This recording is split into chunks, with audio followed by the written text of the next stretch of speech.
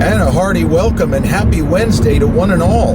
This is episode 157 in the car of the Confessions of a Not So Dangerous Mind podcast. I'd like to thank you all for driving me on another ride home on this Tuesday early evening in New York. It's getting dark later and later, which almost everyone is on board with.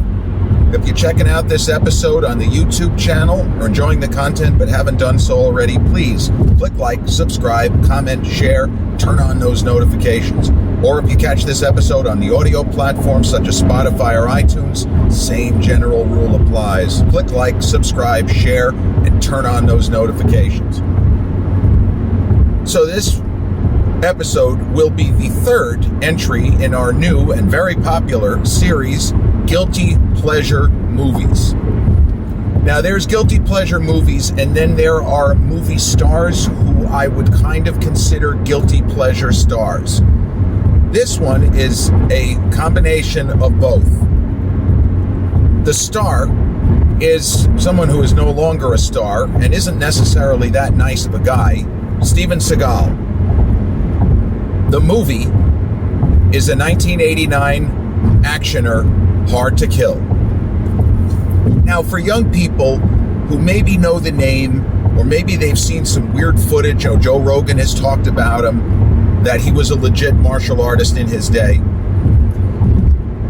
It's hard to imagine for somebody, let's say under 35 in most cases, just how big a star this guy was. Not much of an actor, but he did have a certain screen presence, and his fighting was different than what we were used to seeing. He didn't take guys on like a Van Damme or Bruce Lee back in the day, Sammo Hung, Jackie Chan. He used different techniques, and most of the fights that he had in his movies were kind of over before they started.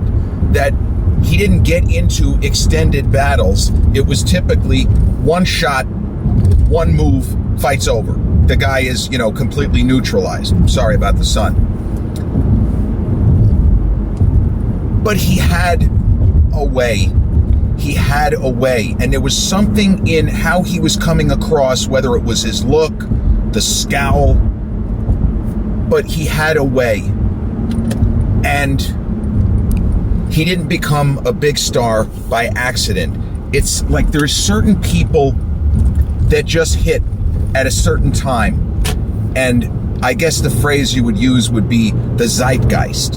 And Steven Seagal came along at a time where audiences were looking, I guess, for something different than your typical martial arts type of star.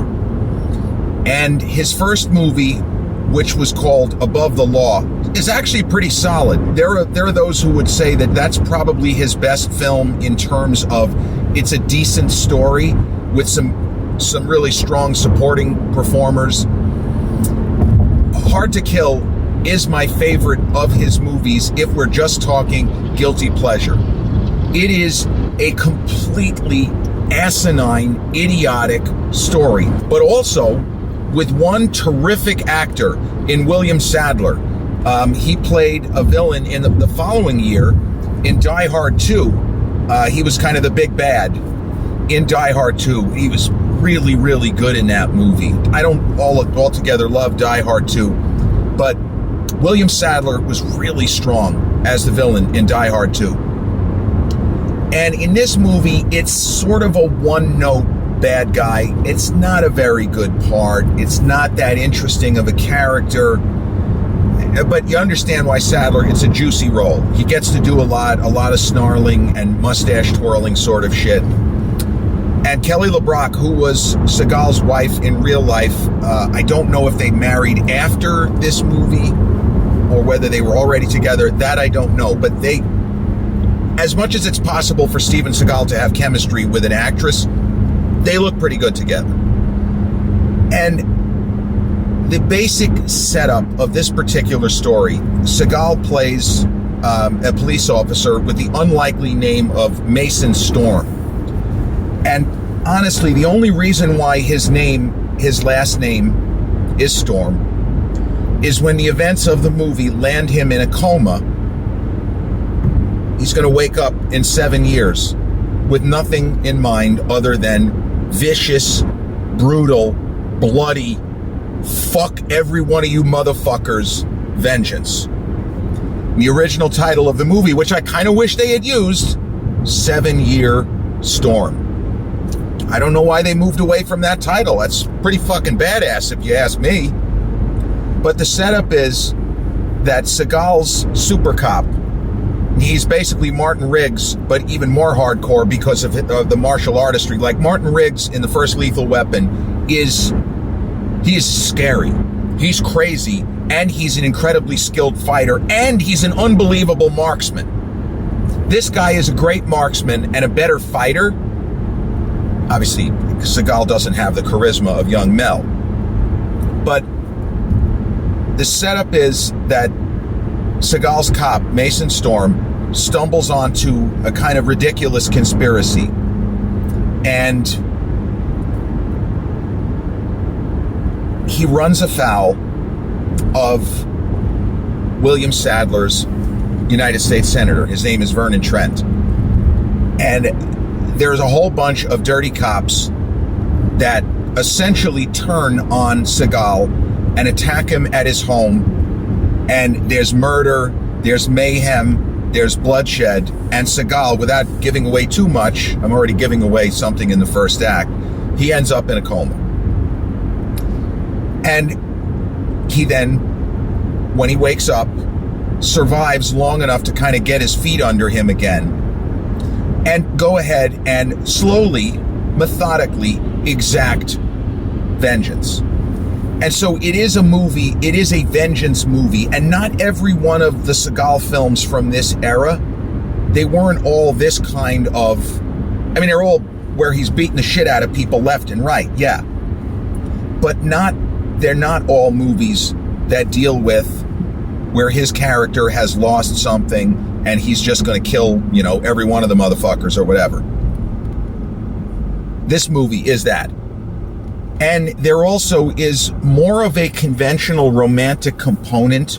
It's the thing with Seagal, and not that he got this from Clint Eastwood, but there are certain, actors, if you want to say known as action stars, that rarely played conventional romantic leads.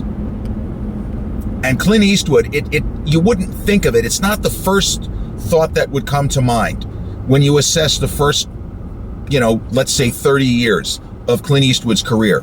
But if you do that, if you go back to Clint Eastwood starting in the mid-60s with the Dollars trilogy and Sergio and films like Coogan's Bluff and The Beguiled, Two Mules for Sister Sarah, he did not play conventional romantic leads very often. That's not to say that his characters didn't hook up, but there's not much in the way of what you would call, here's the hero, here's the girl, and is he going to get the girl? There really isn't anything with Clint. You've got to go pretty far into his career, and really the only two movies that are coming to mind where what I just said happened for Clint: In the Line of Fire, where casting Rene Russo was an amazing home run because she's incredible in that film, and she and Clint make a great pair, working together and falling for each other. It's fantastic. And the other one is Bridges of Madison County, which is a four-hanky weeper of a movie. But those are really the only two movies where Clint Eastwood, as huge a star as he was, had a conventional boy meets girl type of a scenario, and then it pays off in the world of the film, is what I'm saying. That it's not just thrown out there, because as I say, he has sex in Magnum Force, he has sex in Coogan's Bluff, if we're just, going by brass tacks. But those were movies, those two movies, where it's actual relationship territory, or in the case of Bridges of Madison County, 4 days worth of adultery territory. But Seagal also, it's not that women don't exist, because Erika Eleniak, for example, in Under Siege, which was his most financially successful film, and Marg Helgenberger in Fire Down Below, which was a little bit later, but they're not conventional boy meets girl type scenarios. Hard to Kill, with Kelly LeBrock's character, is a conventional boy meets girl, girl nurses boy back to health, boy resolves to kill, in the immortal words of Samuel L. Jackson, when you absolutely positively have to kill every motherfucker in the room, except no substitutes. In this instance, Steven Seagal is Mason Storm. But then he ends up having to protect Kelly LeBrock's character. So there's all of that in this movie. And honestly, it's a guilty pleasure movie because so much in this film happens, as with Cobra Stallone, the first movie, as with Armed and Dangerous, although that's a laugh out loud comedy. There are so many elements in Hard to Kill that you have to check your brain at the door. The incident that lands him in a coma, he's not in a coma, he would be dead. He would be dead. Movie's over, 12 minutes in, sorry, he's gone. But in the world of the story, we kind of, okay, I guess he's got good batteries or something, because the amount of times he got shot, he's not walking away from it. He's not even comaing away from it. Now, I should point out, before I go too heavy in, the stuff that takes place as far as him exacting vengeance and whatnot, action stars of the era, including Clint and Stallone, and to a lesser extent Arnold didn't really do this kind of thing that I'm about to tell you because he was so damn big and imposing and intimidating, he didn't need to. But Seagal has a scene early in this film that rivals any, I guess you would call it a dick flex, anything that Stallone did. And Stallone, in a lot of his action movies, there are scenes where he just basically shows off, where he beats the crap out of people. He's outnumbered. Tom Cruise in Jack Reacher is an example of the kind of scene I'm talking about, where our hero is outnumbered, and under normal human being circumstances, if he chooses to engage in a fight with 4 people with guns, he's not coming out alive. He's not only not coming out alive, he ain't winning a fight. Well, there is a scene in Hard to Kill that is cinematic gold, and I'm being serious. It's also part of the reason why this movie is a guilty pleasure, because this one scene is so sublime, and it has an actor who ended up becoming a filmmaker, Robert Lasardo, who played a lot of these kinds of characters, where he played a guy in this movie who robs a convenience store. And he did that in another movie, a short film with Andrew Dice Clay called Anger. He's playing the same character. And that movie was about 5 years later. But in the world of this film, Seagal, before shit goes wrong, he's in a convenience store and he's going to get a little wine and some flowers. Obviously, this is very early in the film. It's before everything goes wrong. And the audience, the filmmaker and whoever wrote the script, they wanted to show just how lethal this guy is, how well he can handle almost any situation. Can't handle getting shot 8 times, but in general. So in this sequence, he is beset upon by bad guys, armed bad guys, and in a simultaneously holy shit and hilarious scene, he puts him out of commission. It's not even that big of a deal to him. This is just like a day at the office, even though he's technically off work. But it's the way that he delivers his lines, that he's trying to reach for something, where he basically tells the guy, I'll put both hands behind my back. I'll get on my knees. That's how sure I am I can handle you.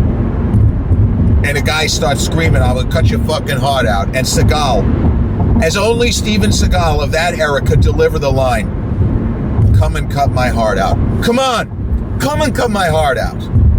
Come on, come get some. Goading the guy into a fight, and before you know it, he's plastered the guy into the ground. Now, we know it's coming. We know he's not going to lose a fight. We know he's not going to get knifed early in the movie. We don't know that he's about to be beset upon by fellow cops. That's not something that you see coming. And we're with him Because, see, Seagal played some characters who weren't particularly likable. The character he played in Out for Justice, which is just an atrocious movie, which a lot of people love. I think it's horrendous. The character he plays in that movie is not nearly as likable as this guy, because Mason Storm, unlike a lot of Stevens characters, even in Under Siege, I'm just a cook, I'm not even a good cook. But here he is presented, yes, he's like superhuman. Yes, he can outfight any man in the world. You put prime Rampage Jackson in front of him and Steven is going to mop the floor. Like, that's how good he's supposed to be in this movie. Nobody can stand up to him. But we've seen that he's a family man. He's a husband who loves his wife. He's not like joking or not calling her names or anything. He's presented in a straightforward way. He's a hardworking cop. He's a family man. And he's likable. He has respect. He has love. He's not just a sort of thoughtless brutalizer and killing machine. As a character he plays in Out for Justice is pretty much an instrument of death, even though technically he's a cop and he's a good guy. That's why I joke around when I say to call the Out for Justice a cop thriller. It's not a cop thriller. Don't insult the genre of cop thriller by calling Out for Justice. Yeah, the main character's a cop, it's not a cop thriller. Please. You want to have a debate on that? We could do it. This movie can be called a cop thriller. It fulfills the tenets of the genre. He is a cop, and the fact that he's a cop and other cops are doing cop things versus not doing cop things, it's a cop thriller. Out for Justice is a simple story of two guys on a collision course. That's all. So,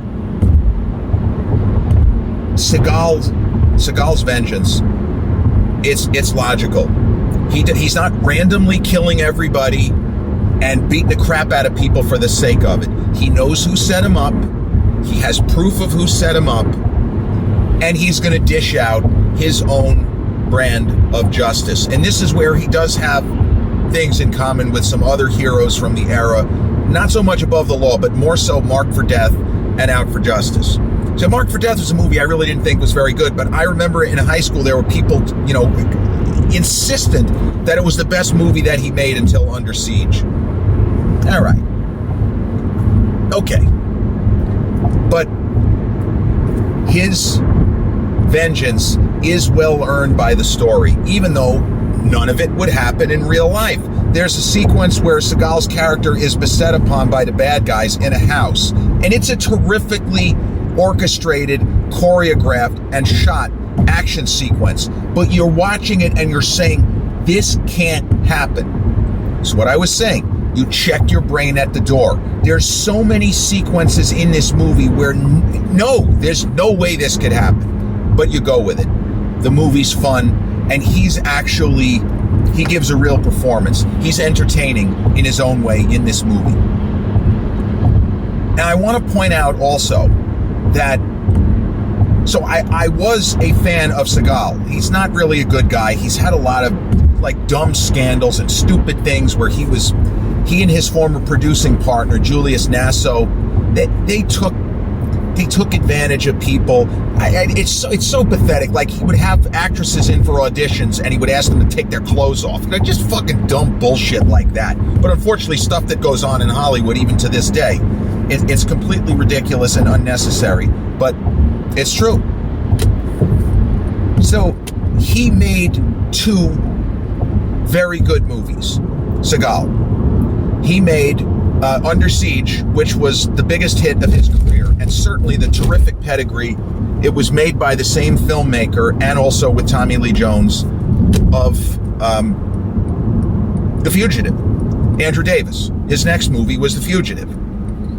And so he'll always have Under Siege. Under Siege is the best movie that Steven Seagal made as star. Now, it's not nearly as entertaining to me as Hard to Kill, which, as absurd as it is it never lets up. It's fun the whole way through. Sorry, I got to make a right turn.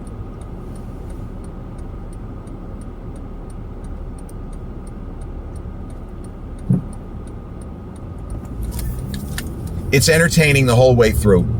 It never lets up. And there's really never a dull moment, even when his character is in a coma in the hospital, the movie is still, you're still kind of on the edge of your seat if you shut your brain off accurately and correctly, as I suggested, because there is always a danger. They're going to find out he's still alive, and then they're just going to kill him. So like the movie even has tension in scenes that it shouldn't, because as absurd as it is, you already care for this character. And it's not really Seagal's performance so much as just the way his character is set up in the script, which is good. This is, like all positive stuff. But Under Siege is a very, very good movie.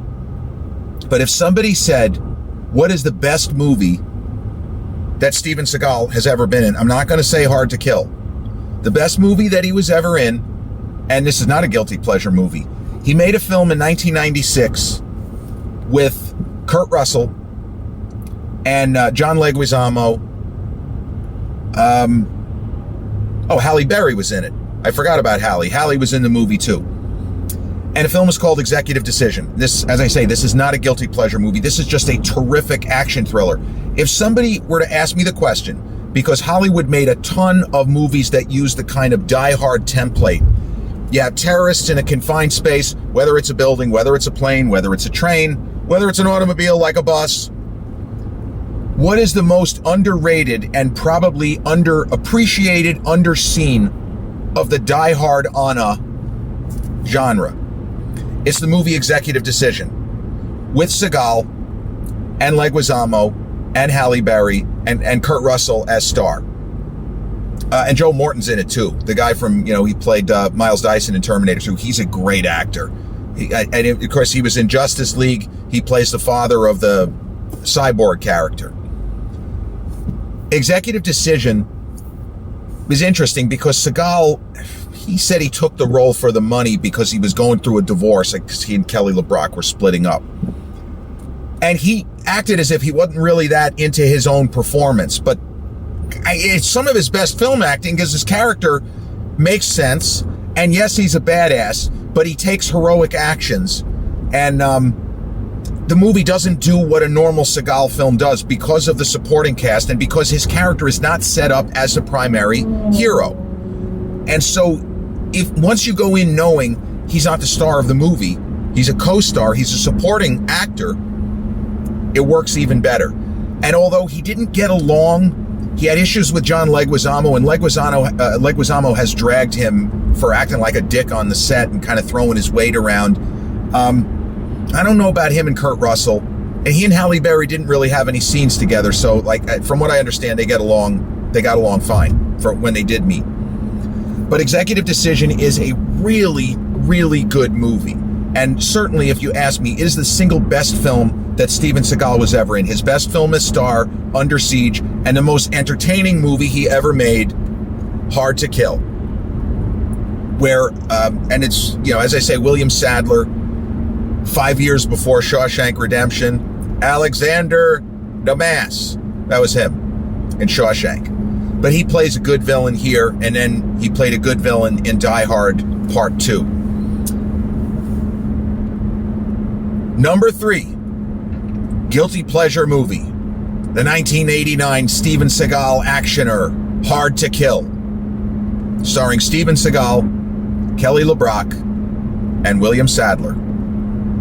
This has been episode 157 of the Confessions of a Not So Dangerous Mind podcast. I'd like to thank you all for joining me on this ride home. Sorry for the sun and occasionally craning my neck so that I don't get the car pancaked, although there really isn't very much traffic out here. But if you caught this episode on the YouTube channel, enjoyed it, haven't subscribed yet, and would like to, I would very much appreciate it.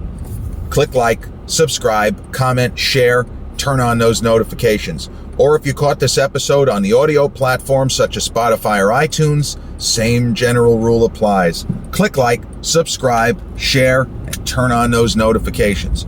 I'll be back with episode 158 real soon. Till then, come and cut my heart out. Peace.